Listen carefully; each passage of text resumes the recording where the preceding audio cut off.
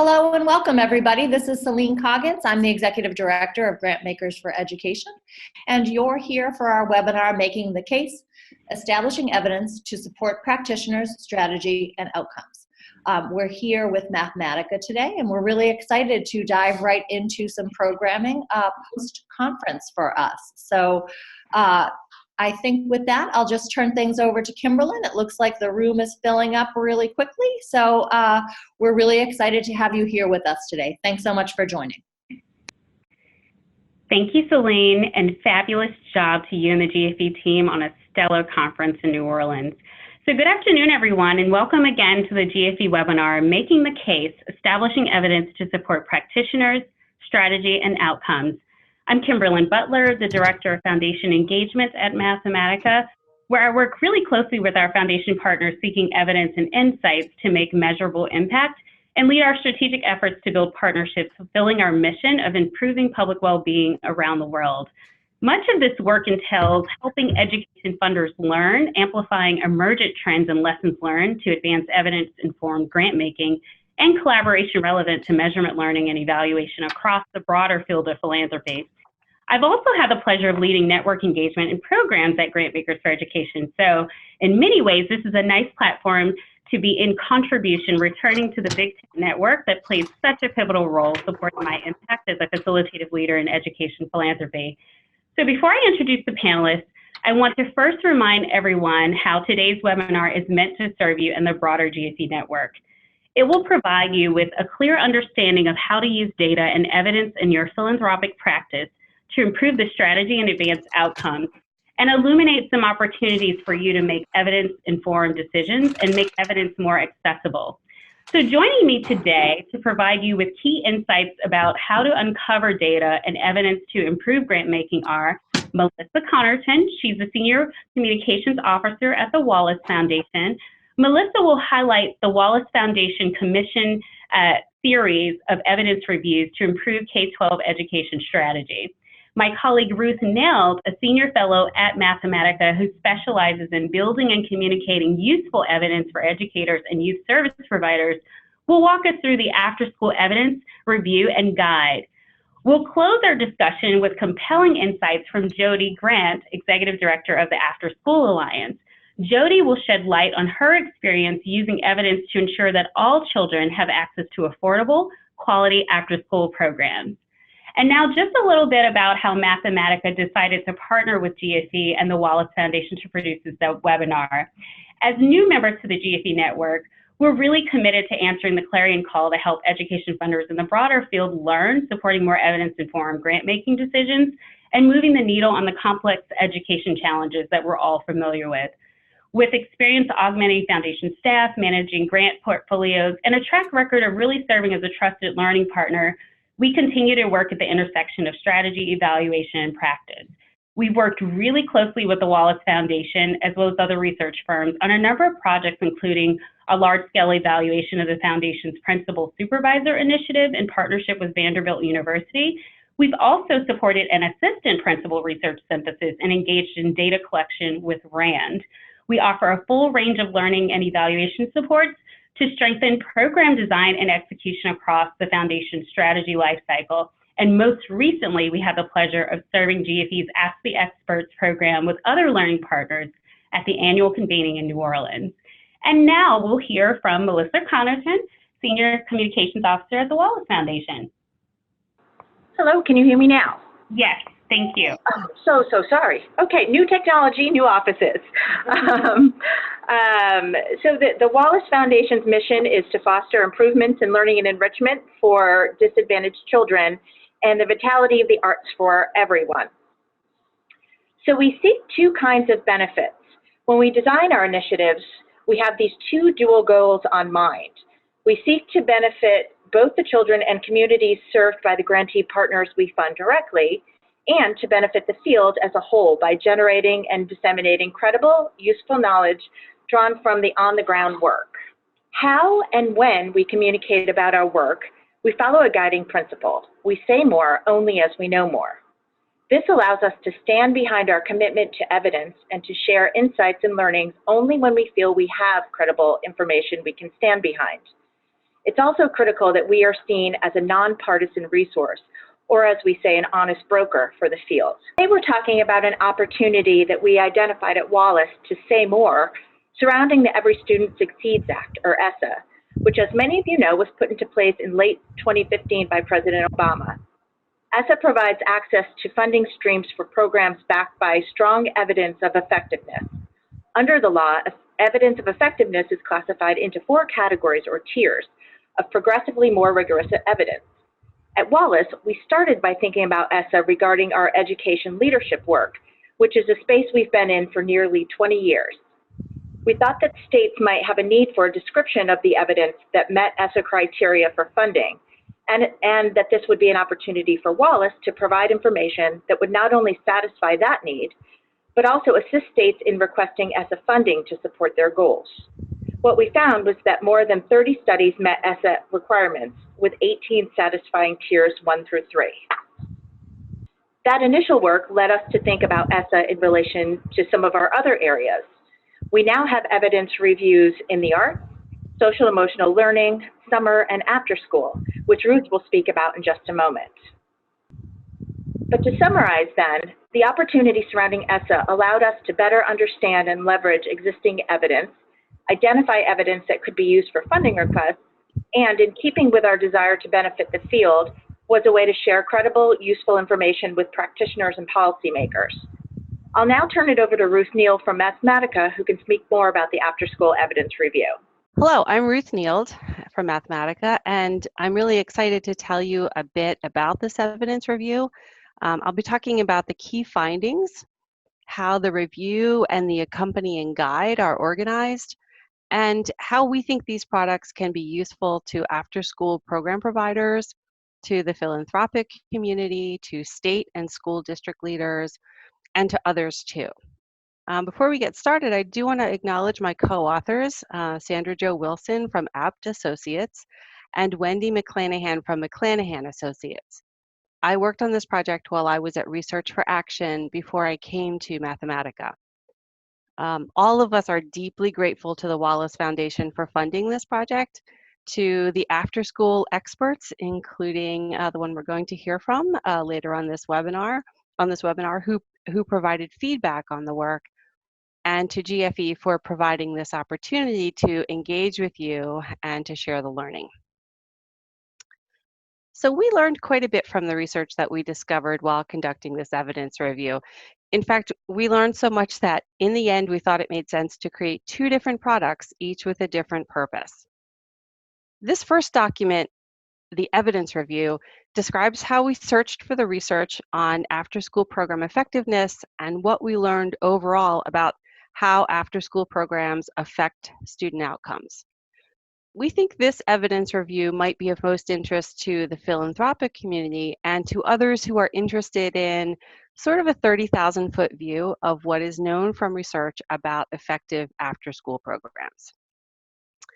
But we found so much, and we thought that there might be additional audiences and ways that we could summarize the work in useful ways, that we decided to create a second document that we call the companion guide. In this guide, we get into the details about individual after-school programs and the study or studies that we found about their effectiveness for improving student outcomes. In this guide, we present information in printable, what we think are visually appealing program summaries, and I'll talk through them later on in this presentation. The guide is geared to program providers and to funders who are considering specific after-school approaches to implement. These 2 products, the evidence review and the companion guide, really reflect the dual purposes that we had for the project. We first wanted to provide an overall, really comprehensive assessment of the evidence about after-school programs and how this evidence aligns with the ESSA evidence tiers.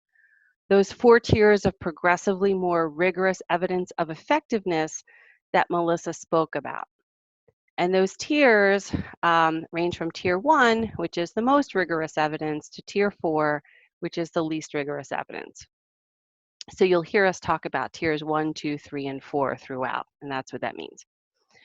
Second, we wanted to summarize the evidence about specific after-school programs.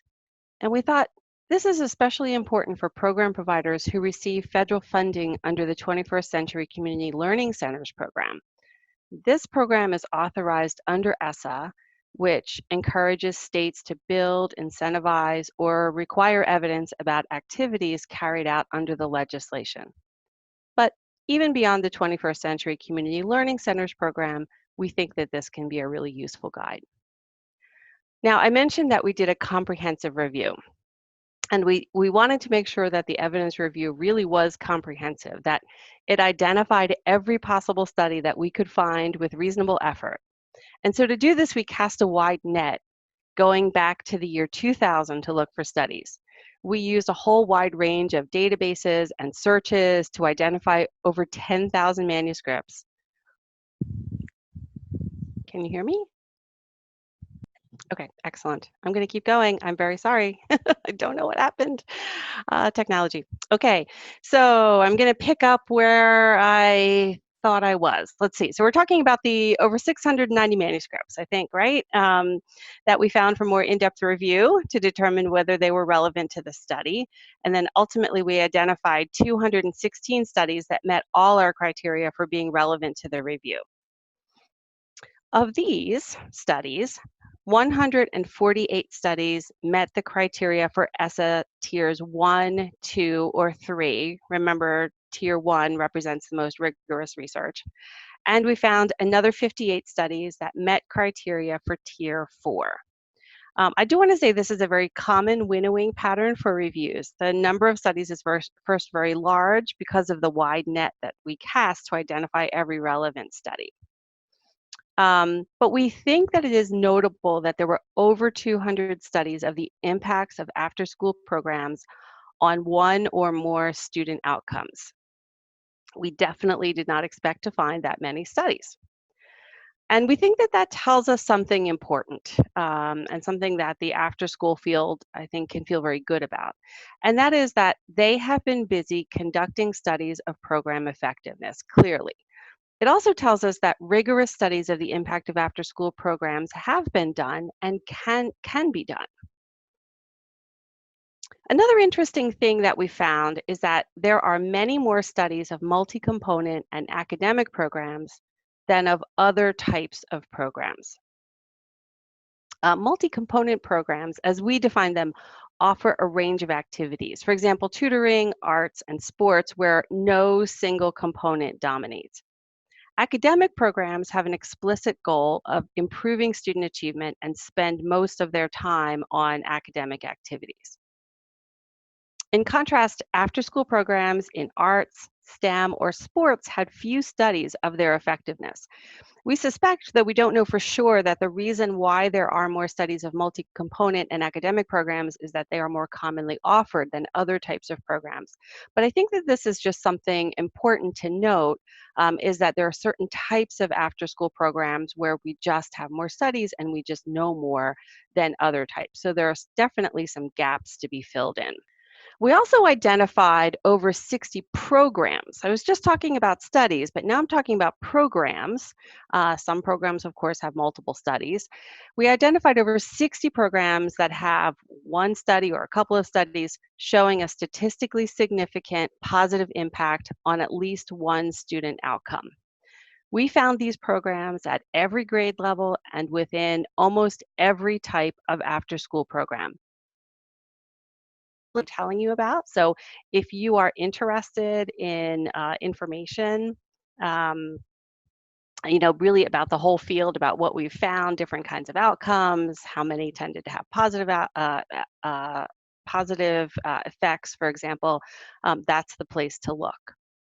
Now, we also wanted to provide information about impacts of individual programs, and we did that in the companion guide. So here is an example of how we summarize the effects for one program after zone. And I just want to pause a second and make sure we're on that slide because it's an example of how we tried to create visually appealing sort of high-level summaries. So Afterzone, as many of you may know, is a multi-component program that was offered in Providence, Rhode Island for students in grades 6 through 8. Students in this program participated in different activities and even on different campuses, but this study looked at the effects for all students across all of these conditions. So I want to just kind of walk you through the summary and show you some features of it. So first, looking here, you can see that we report on impacts by what's called outcome domain, which is basically a set of related outcomes. It's important to look to see which specific outcome domains, if any, the program affects. So here you can see that the program was found to have a positive effect on the attendance and enrollment domain.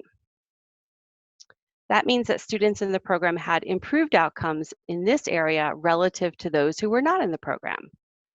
In the area of physical activity and health, Afterzone had mixed effects, meaning a mix of positive effects and either negative or null effects, kind of going in different directions.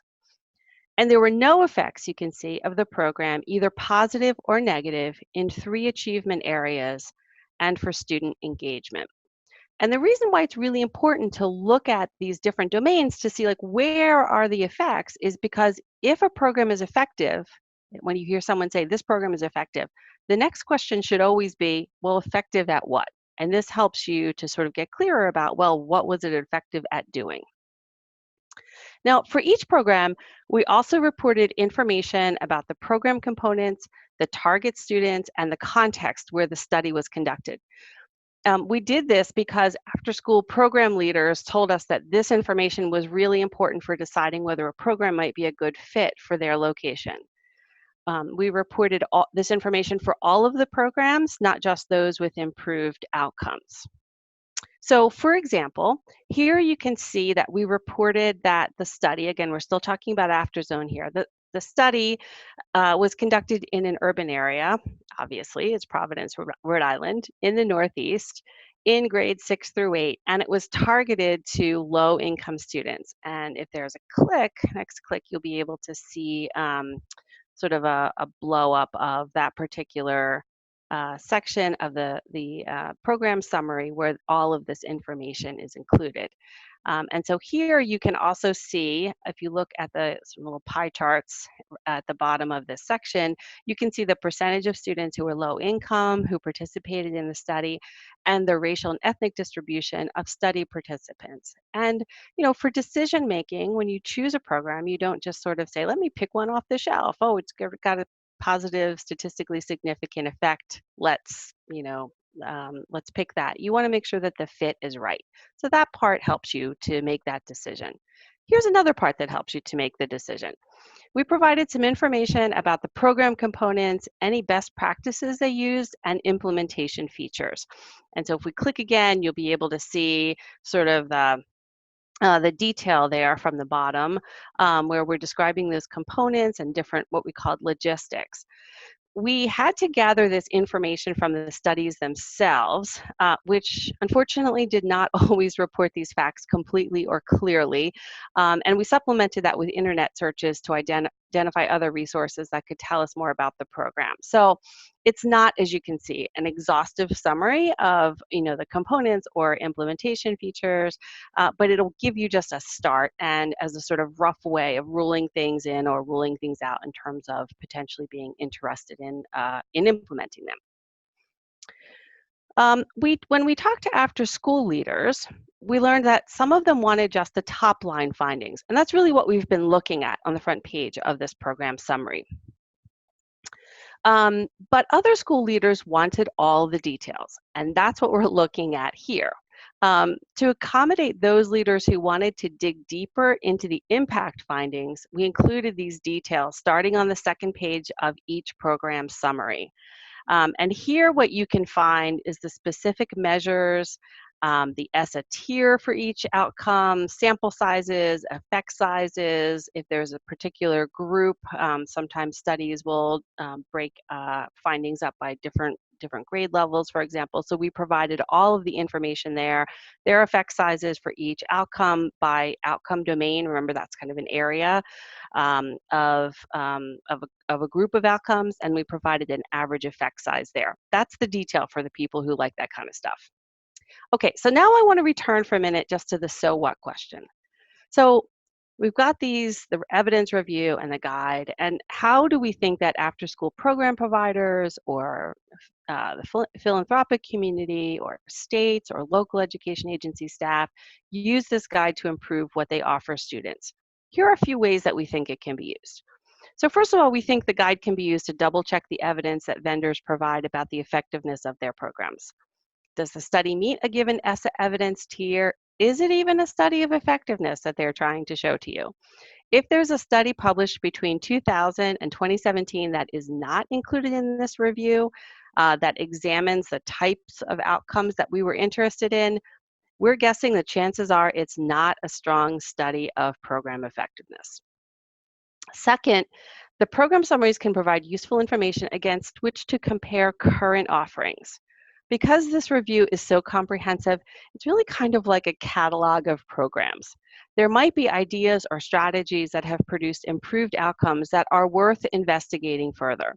Or program providers might be able to argue that the evidence for a program like theirs, maybe not the same exact program, maybe it doesn't have the same brand, for example, but it is like theirs. And you could argue on the basis of this evidence, perhaps, that it meets a given ESSA tier. So I want to turn now from so what to what's next. There's a lot of positive news from this review, specifically the number of programs with positive impacts and the extent to which the after-school community has been investing in rigorous studies of effectiveness, long before ESSA was even imagined. But there are some ways that we think studies of after-school programs could get better. And we think this is a particular area where the philanthropic community can use its leverage to help the field build strong evidence of what works in after-school programming. We think that funders, program providers, and evaluators should pay attention to 4 big issues. First one, be aware of the implications of small sample sizes. This is fairly common, we are finding, for after-school programs, and it makes it difficult to detect statistically significant effects even if the program is an effective one. That's important in the context of ESSA, which requires at least one statistically significant improvement, and statistically significant is in the law. So that's just an important thing to pay attention to. The second is to consider outcomes carefully. One of the things that we observed is that there's a lot of reliance on standardized test scores, particularly year-end tests. And we realize that these data make data collection easier. And in some cases, like when there is a high dosage, intensive after-school program that's focused on academics, it makes sense perhaps to use standardized tests as an outcome measure, perhaps. But when planning studies, we think it's important to think hard about whether it's reasonable for a given after-school program to have an impact on end-of-year test performance. We know those outcomes are very difficult to move, even when you have a pretty intensive school day program. So we need to think about, are these measures that we want to use aligned with what the program's trying to do? Is the program intense enough to have an impact? And I do want to say that I think this is an area where the philanthropic community could also be supportive by helping to develop menus of measures or even develop new measures that would be appropriate for after-school programs. The third is to describe program components clearly.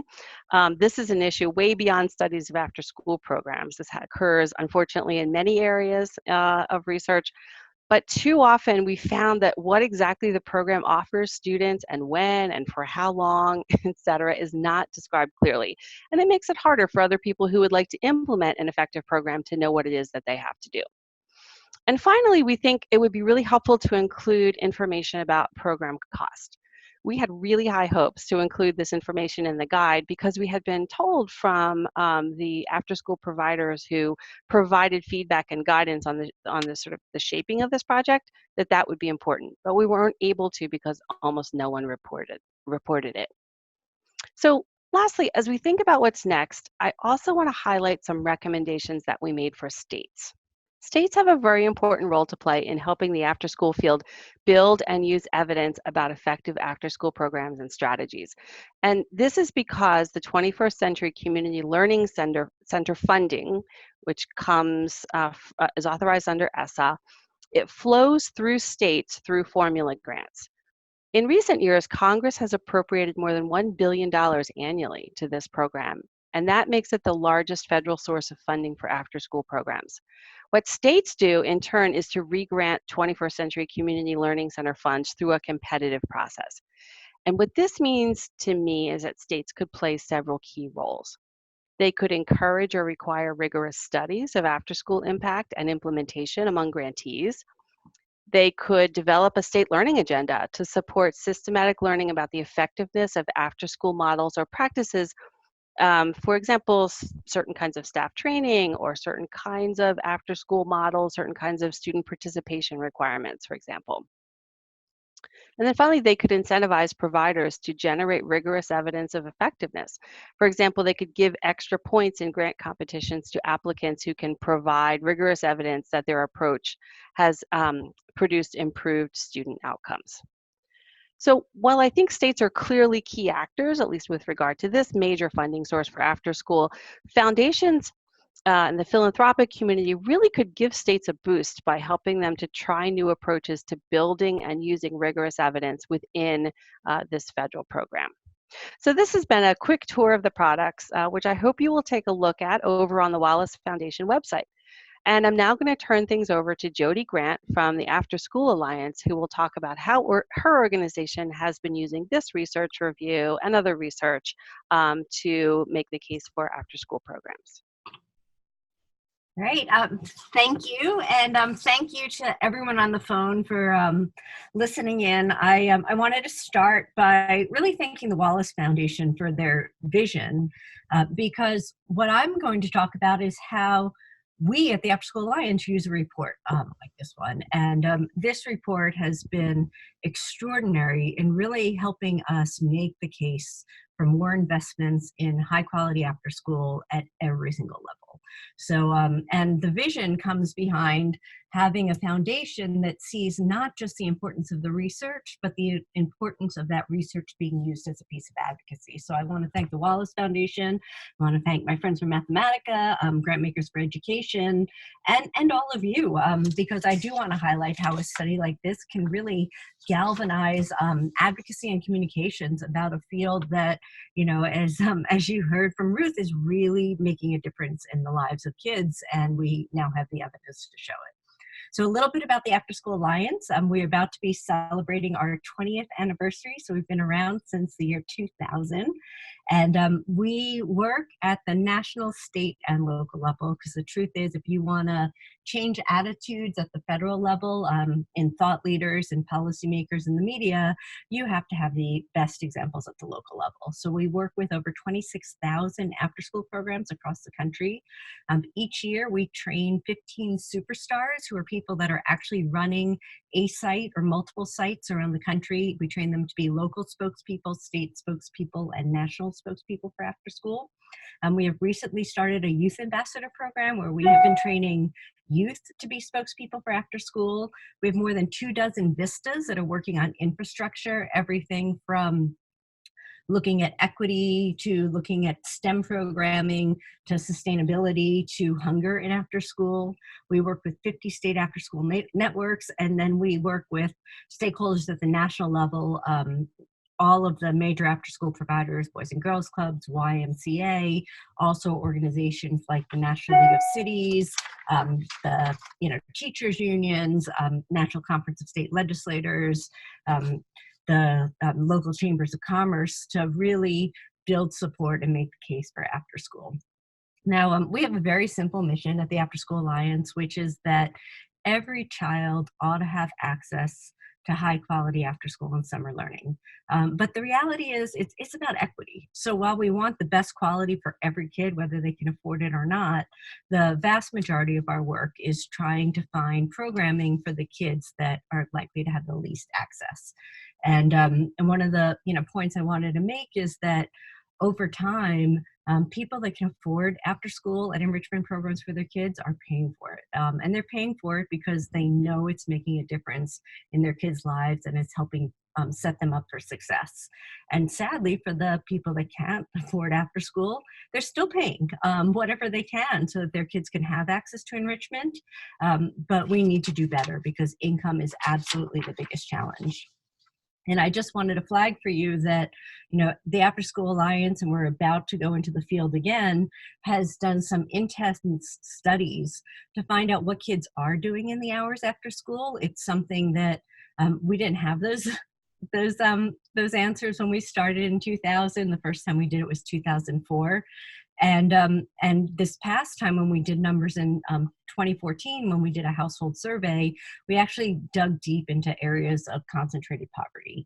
And as no surprise, the more, if you are a child that lives in concentrated poverty, the less likely you are to have access to after-school programs. And so again, this is a real emphasis in our work, trying to find kids that are most in need, looking for opportunities and equity to create access to high quality after school programs.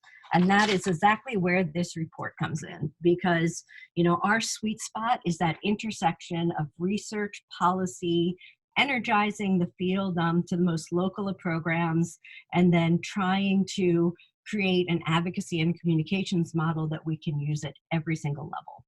And so this research really helps us, and I will break it down at every level, really educate and engage the different entities and stakeholders that we work with so that they can be more informed to make the case for where investment should go into high quality after school programs. And if you can go to the next slide, please. Excellent. And one of the things, the timing of this study was just spot on, because as Ruth mentioned, ESSA, when it was passed, the way 21st Century Funding works, the After School Summer Learning Funding, is that it's given to the states, and then the states run grants out to the individual programs. And so when the federal government passed ESSA, the next step is for the states to develop new RFPs or proposals for the grants. And we were able to arm all 50 state networks and really work together so that state education agencies could have some data and information as they're developing these RFPs.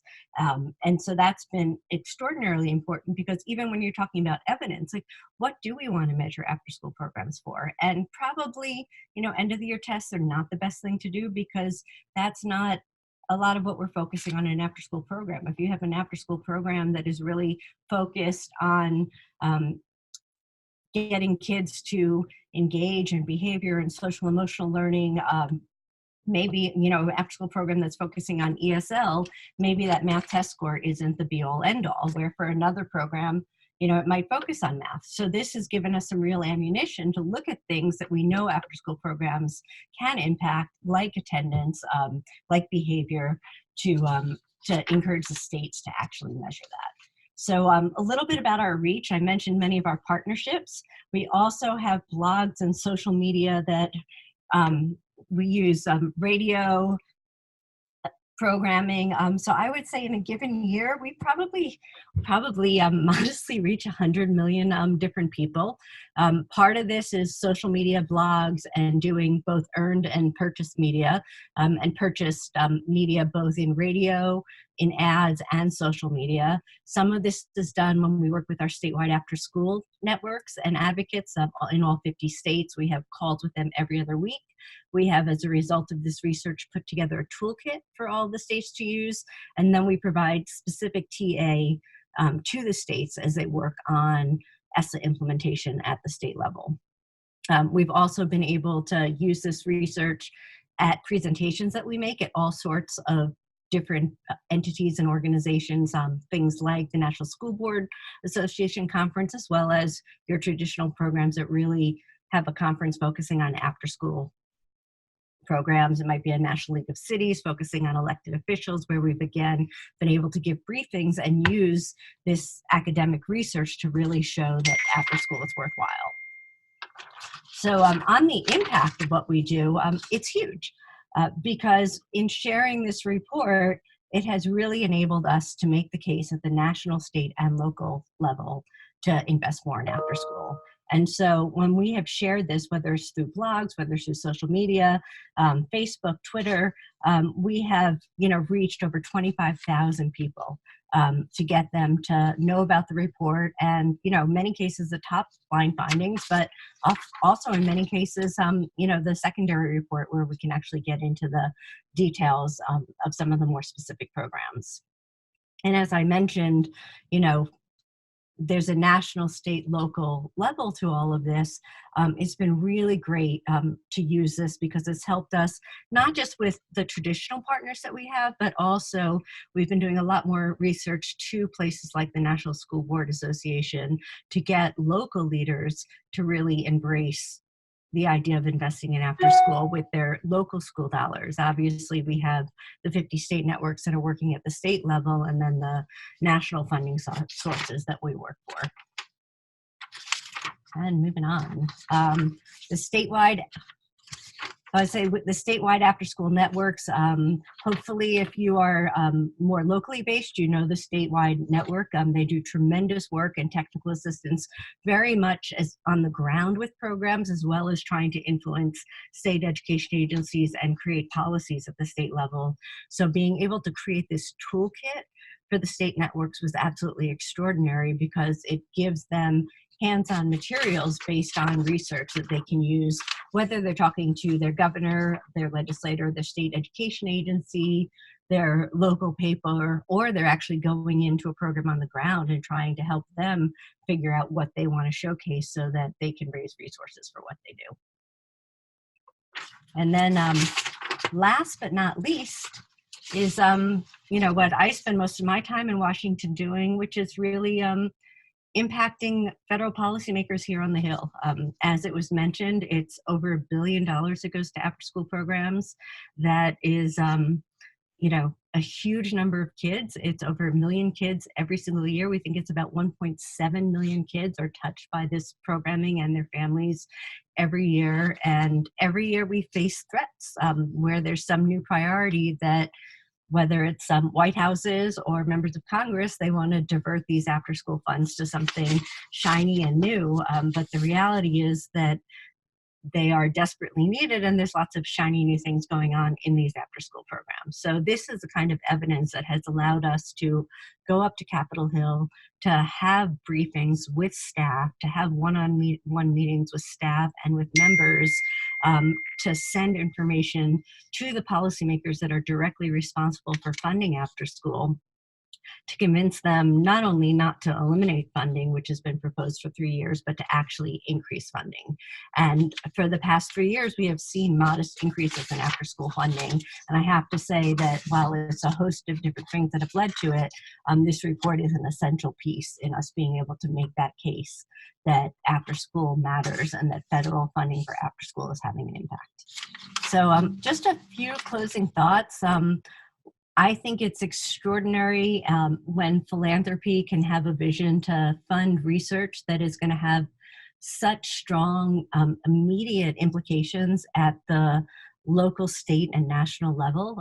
So this is really a terrific example of research that can be used at the most local level to help programs themselves improve and improve upon what they're measuring, to creating policies that are going to lead to more investments, particularly in places where kids need them most. So I'm also really, I hinted at this before, but just flat out, really thrilled that this study shows that serving the whole child is so much more important than just focusing on academics. I think for a long time, 21st century, people were pointing to test scores as a way to measure the program. And while some programs do have an impact on test scores, I think the goal of after school has always been to be much more comprehensive, looking at the whole child and their family and where programs can help make a difference. So this report really validates that and gives us some measurements that we can use to help showcase that and showcase effectiveness. And part of the last piece, which I think this report also points out is when we say no two after-school programs are alike and no two communities are alike, there are a broad range of after-school programs out there, and part of that is because they're created individually in communities to serve each community's need with the resources that are there. And so it's nice to see a report that recognizes that need for flexibility, so that after-school programs can continue to really target the needs of the children and the families they're serving. And with that, I am going to turn it back over to Kimberlyn, who will take over with questions. Absolutely. Thank you, Jody. Thank you, Melissa, and thank you, Ruth. Very helpful information. So you see the screen, you can find the toolbar at the bottom of the screen and just select Q&A and submit your question. I see that the first question we have is, was this work funded all by Wallace, or were federal dollars also leveraged? That's from Suzanne Byrne to all the panelists. So hi, Suzanne. I can take this question. It's Melissa at Wallace. The work that Ruth is referring to, the research that she had done with her colleagues, was entirely supported by Wallace dollars. We had commissioned that particular research and supported it fully. But the work that Jody is speaking about, that Afterschool Alliance does, I believe draws from several different organizations and sources. Yeah, I'm going to jump in, and I was going to say that's exactly right, including public dollars. So the work that we're doing, if we're in cases where I mentioned we have VISTAs, which is some Corporation for National Service dollars, if they're using this to help a program think about how it's going to use its measurements, that would be one of the ways that we're really leveraging the research and the dollars put into the research. So it would be, there's a large variety of funding sources, mostly private, but some public that our organization gets, and when appropriate, we've used all of them to help advance a study like this. And I think the state networks, when they're using this research and using the toolkit that we developed for this research, the same thing. They may be using primarily philanthropic, but some public dollars. So another question we have is, this is great, but for those of us in the rural areas, we're deemed by low income and low numbers, so it's really hard to get statistical significance. Can GFE work with the rural groups to improve after-school studies, knowing the conditions we work under? So this is really a question for GFE, and that comes from Tom Keller. I would imagine that Celine would pay particular attention to that, so feel free to chime in, GFE, if you have any thoughts. I think that's a great idea, Tom. Thank you. Any other questions? Can I, this is Jody. Can I just jump in on that? Sure. And then can I follow? Last week was the first ever National Rural After School Conference. And when I mentioned that the Afterschool Alliance has been going into the field to find out what students are doing in the hours after school, we started doing a rural piece on that as well. So we have numbers from 2014 in rural America. For every child in an after-school program, there are 3 that whose parents want them to get a program, and the rest of America it's 2.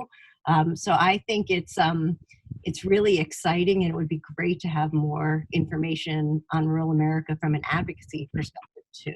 So 2 thumbs up on that, because when you look at these programs, particularly the federal funding, it's going to all communities, urban, rural, and suburban, where there's need.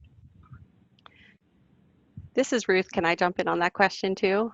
Sure. Because I think it's such a great question. And I think that this is one of the key questions that comes out of what we learned from the research. It's a key question to think about going forward.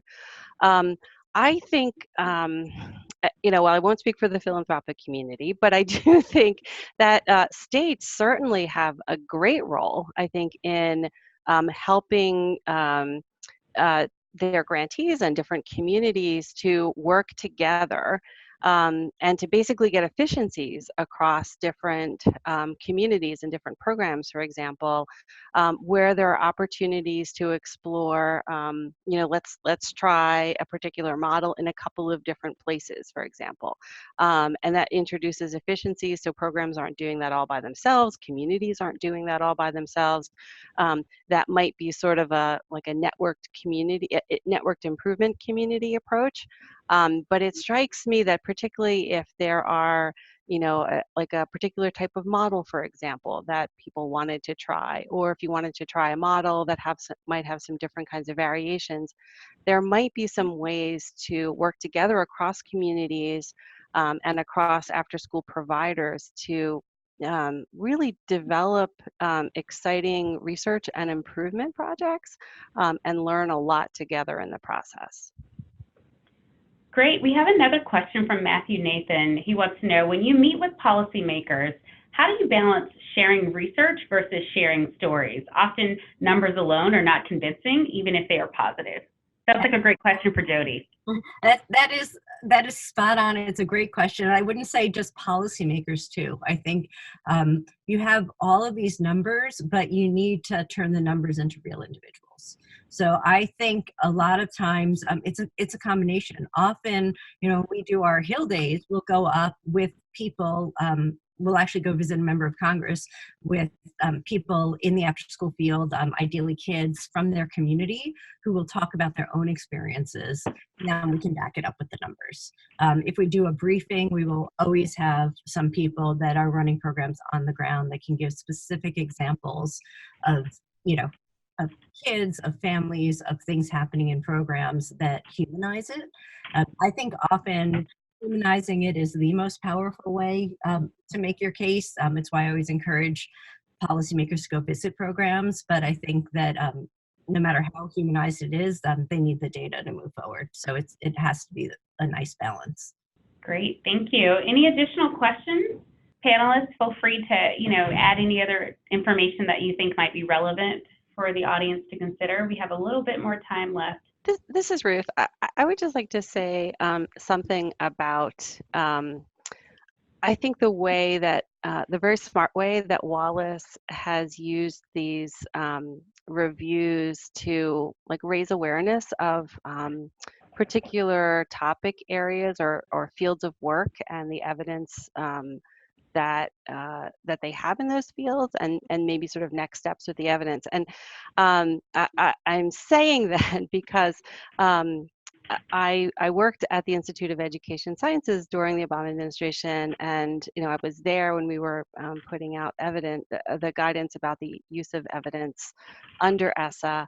And the first piece that Melissa talked about, the evidence review around leadership leadership programs, was enormously helpful. It was seen by people in the department. People paid attention to it. People read it. People referenced it. Sometimes I think we might tend to think that maybe what we're doing kind of goes out into the ether, for example. But in cases like this, it really didn't. It had it helped to shape views about how we could operationalize particular provisions within ESSA around evidence. And so I think when Melissa was talking about the timing, that seemed really right as well, sort of getting that right timing, producing a piece relatively quickly, and then sort of building those relationships with policymakers, in this case in the agencies, it struck me just an enormously impactful way of a philanthropy, leveraging its resources and supporting its interests, its ongoing interests. Thank you. We have just a few more questions. Are there other topic areas that you think are ripe for this kind of research synthesis? An example, early ed, higher ed, K through 12. Is this something that more funders should be thinking about? Does anyone want? Go ahead.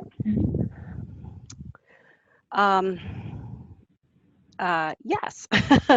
I think there are lots of areas that are ripe for this kind of research. I think one of the things that was smart about the way Wallace handled it is they were areas where there actually was research. There were areas that were fundable under ESSA, and I feel like I'm putting words in your mouth, Melissa, so maybe you want to hop in here, but kind of we're afraid might be overlooked. With a focus on sort of, say, math and literacy programs. I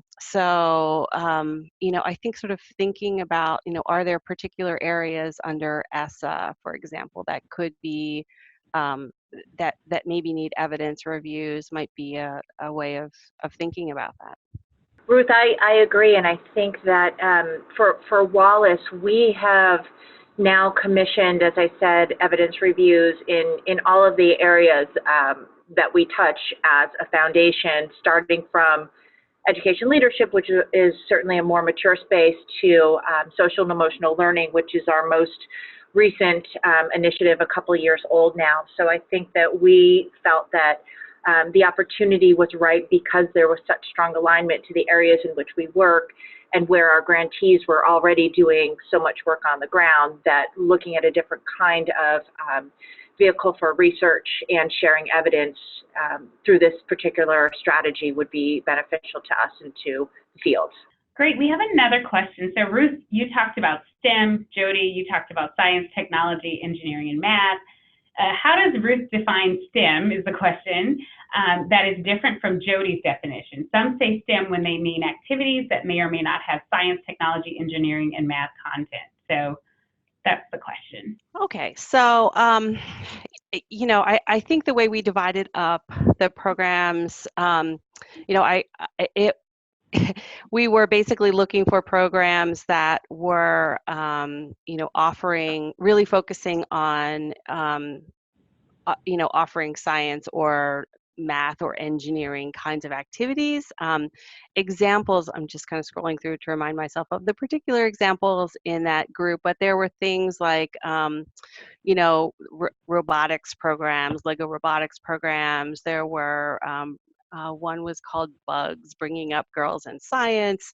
You know, so they had a range of different areas of science and math. The Investigators Club was another one. There was a 4-H robotics program that I happened to be looking at. So I guess I would, you know, I don't know that we used an incredibly nuanced definition, but we were looking to see, were the STEM programs really focused on some aspect of science, technology, engineering, and mathematics, and that was their key focus, right? And that would be different from something like a multi-component program where you might have STEM activities sort of in one corner and arts activities here and, you know, music or, you know, physical activities somewhere else, tutoring. They were really narrowly and specifically focused on improving STEM outcomes, whether that was achievement or engagement, for example, in the subject. Is that helpful? Yes, very helpful. Well, at this time, there aren't any additional questions. I'm going to just give a few more seconds to those foundations who have not had a chance to ask questions. And otherwise, we will continue to move and probably end this webinar early. But right now, there aren't additional questions. Panelists, do you have any closing words that you might want to share? Hi, this is Ty Wilde from the Wallace Foundation. I worked really closely with Ruth and her colleagues on the project, and I just want to say how absolutely essential it is to have amazing partners in the research who really are engaging with you at every step of the process and asking excellent questions and pushing your thinking as Ruth and her colleagues were. So I think I know we appreciate the kind words about the Wallace Foundation, but none of this is possible without our research partners and our communications partners as well. Thank you, Ty. We really appreciate that. Very well said. Any other thoughts for the good of the order? Okay. Well, just sort of want to remind you, coming up next is the opportunity to sort of gain access to this webinar if you want to just sort of listen in. This webinar will be made available by video, and then of course you can also subscribe to GFE for updates, and you see the link here, but I'm sure that GFE will sort of communicate this later to everyone participating in the webinar. And then also want to give you an opportunity to communicate or connect with us for a continued conversation. You have everyone's email from Jody at the Afterschool Alliance, Melissa, and of course Ty, who just chimed in at the Wallace Foundation, and then Ruth and I are also available to have any follow-up conversations if you weren't able to propose questions during this webinar. And with that, we will just say simply thank you for your time. Thank you to GFE, thank you to the Wallace Foundation, and thank you to the Afterschool Alliance for just partnering to make this webinar a success. Thanks everyone, and have a great afternoon.